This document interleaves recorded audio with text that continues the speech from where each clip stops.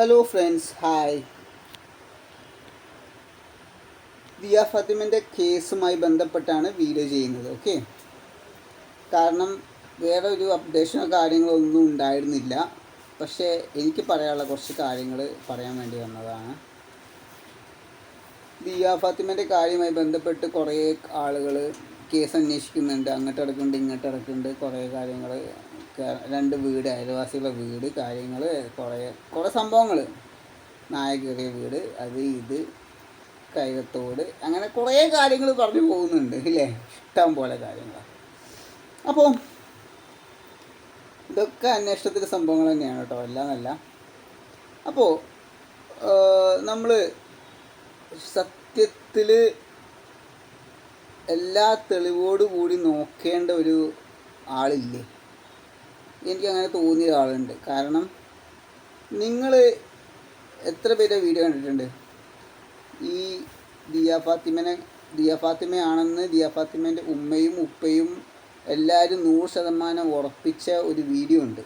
ഒരു CCTV video.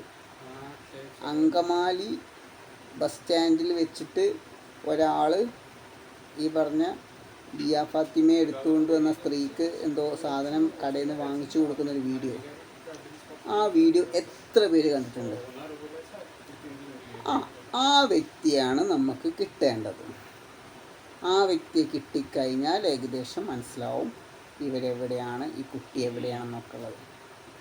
In case ഞാൻ ആ വ്യക്തി പറയുകയാണ് എനിക്ക് ഈ സ്ത്രീ അറിയില്ല, അതല്ല ഈ സ്ത്രീ വന്നിട്ട് എൻ്റെ കയ്യിൽ നിന്ന് എന്തോ ചോദിച്ചതാണ്, അപ്പോൾ ഞാനത് വാങ്ങിച്ചു എൻ്റെ അടുത്ത് എന്തോ ചോദിച്ച് വാങ്ങിച്ചു കൊടുത്തു, അങ്ങനെ കുറേ സംഭവങ്ങൾ പറഞ്ഞേക്കാം. മേ ബി പൊക്കിയാൽ തന്നെ, ഇയാളെ പൊക്കിയാൽ തന്നെ.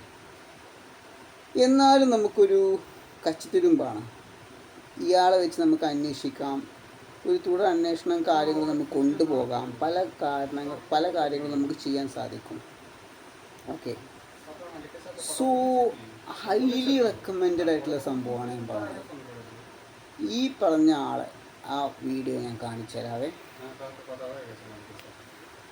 ഒരു സ്ത്രീയുടെയും ഒരു പുരുഷന്റെയും ഒപ്പം 3 കുട്ടികളിൽ ദിയ ഫാത്തിമയോട് സാമ്യം തോന്നുന്ന ഒരു കുട്ടിയെ CCTV ദൃശ്യത്തിൽ കണ്ടെത്തിയിരുന്നു.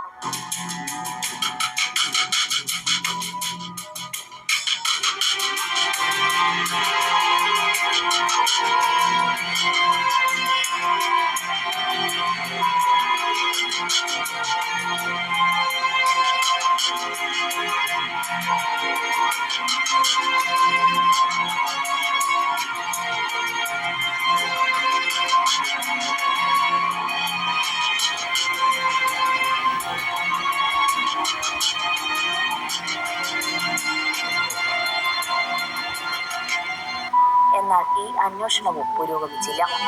സാമ്പത്തികമായും മാനസികമായും തളർന്ന ദിയയുടെ കുടുംബത്തിന് ഒരു CCTV ദൃശ്യവുമായി എവിടെ പോയി അന്വേഷിക്കണമെന്നോ എന്ത് ചെയ്യണമെന്നോ അറിയില്ലായിരുന്നു. ഒരു പക്ഷേ കേരളം. ആ വ്യക്തി ഒരു സാധാരണ വസ്ത്രമാണ് ധരിച്ചത് അല്ലേ, ഷർട്ടും മുണ്ടും മീൻസ് ലുങ്കി എങ്ങാനുമാണ്. ഒരു മലയാളിയാണ്, അണ്ണാച്ചിയൊന്നുമല്ല. അപ്പം ഇയാൾ ഒരു സാധനം കടയിൽ നിന്ന് വാങ്ങിച്ചു കൊടുക്കുന്നു, അവർ കൊണ്ടുപോകുന്നു അല്ലേ. അപ്പോൾ ഇയാൾ ആരാണെന്ന് മനസ്സിലായി. ആ ഭാഗത്തോടുള്ള ആളാണ് അയാൾ. കാരണം ലുങ്കിയൊക്കെ എടുത്ത് എന്തായാലും ഒരു വേറെ നാട്ടിൽ നിന്ന് ഒരാൾ യാത്ര ചെയ്ത് വരില്ല, ഉറപ്പാണ്. അങ്കമാലി ഭാഗത്തുള്ള ഒരാൾ തന്നെയാണത് ഓൾമോസ്റ്റ്. ഇയാളെ കണ്ടുപിടിച്ച് കഴിഞ്ഞാൽ ഈ കേസിന് ഒരു തുമ്പുണ്ടാവാനുള്ള ചാൻസ് കൂടുതലാണ്. അപ്പോൾ ഈ കാര്യം ആണ് എനിക്ക് ഈ വീഡിയോ സംസാരിക്കാനുള്ളത്. പിന്നെ വേറൊരു കാര്യം കൂടെ ഉണ്ട്, അത് ഞാൻ പറയാം. അപ്പോൾ എന്തുകൊണ്ടാണ് ഇയാളെ ബേസ് ചെയ്ത് ആരും അന്വേഷിക്കാത്തതെന്ന് എനിക്ക് മനസ്സിലാവുന്നില്ല. ജുനൈദ് ഒരു വീഡിയോയിൽ എങ്ങനെ ഈ കാര്യം സംസാരിച്ചിട്ടുള്ളൂ.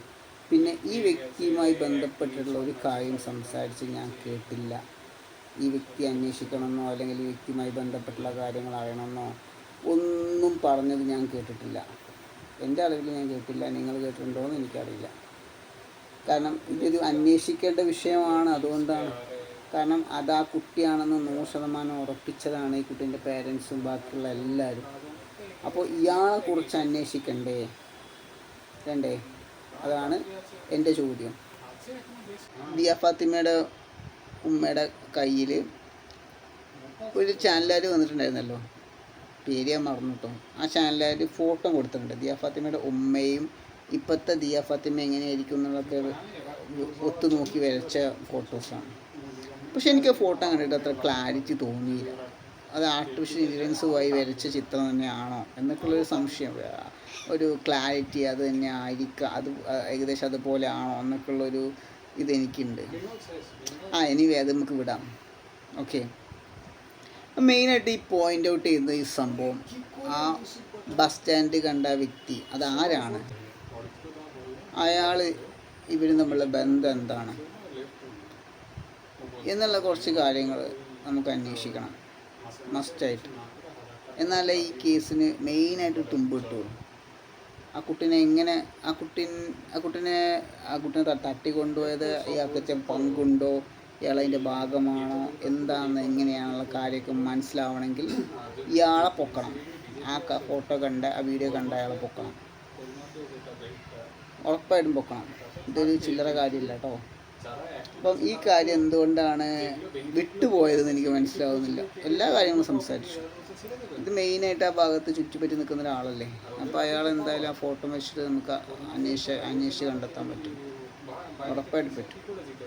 അപ്പോൾ അത് മെയിനായിട്ട് ചെയ്യണം എന്നാണ് എനിക്ക് ഈ വീഡിയോയിൽ സംസാരിക്കാനുള്ളത്. ദിയ ഫാത്തിമയെ ബന്ധപ്പെട്ടുള്ള പുതിയ അപ്ഡേറ്റ്, അത് എനിക്ക് പറയാനുള്ള കാര്യം അതാണ്. ഓക്കെ, ഇപ്പോൾ ഇത്രയേ ഉള്ളൂ ഗൈസ് പറയാനുള്ളത്. അടുത്ത വീഡിയോയിൽ കാണാം. Okay, by.